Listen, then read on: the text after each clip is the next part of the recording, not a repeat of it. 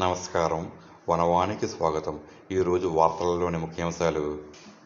ఒడిశా రాష్ట్రం నుండి మహారాష్ట్రకు భారీ ఎత్తున గంజాయిని తరలిస్తున్న ఒక వ్యవస్థీకృత అంతర్రాష్ట్ర ముఠాను వై రామవరం పోలీసులు చాకచక్యంగా పట్టుకున్నారు.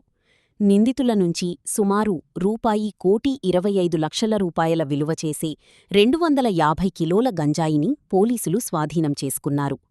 పోలీసుల వివరాల ప్రకారం కొమరవరం గ్రామ శివారులో పోలీసులు ముమ్మరంగా వాహన తనిఖీలు నిర్వహిస్తున్నారు. ఈ తనిఖీల్లో ఇతర రాష్ట్రాలకు తరలిస్తున్న ఈ భారీ గంజాయి రవాణా గుట్టు రట్టయింది. ఈ స్మగ్లింగ్ ముఠాలో మొత్తం 10 మంది సభ్యులున్నట్లు పోలీసులు గుర్తించారు. ఘటనాస్థలంలో 5 నిందితులను అరెస్టు చేయగా, పరారీలో ఉన్న మిగిలిన 5 కోసం ప్రత్యేక బృందాలతో గాలింపు చర్యలు చేపట్టారు.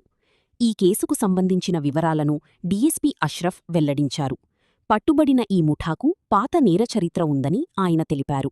వీరు గతంలోనూ రంపచోడవరం సబ్డివిజన్ పరిధిలో 158 కిలోల గంజాయిని తరలిస్తూ పోలీసులకు పట్టుబడ్డారని పేర్కొన్నారు.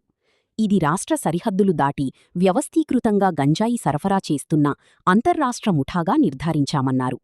రంపచోడవరం డివిజన్లోకి ఇతర ప్రాంతాల నుంచి గంజాయి ప్రవేశించకుండా సరిహద్దుల్లో కట్టుదిట్టమైన నిఘా, భద్రతా ఏర్పాట్లు చేస్తున్నట్లు డీఎస్పీ స్పష్టం చేశారు.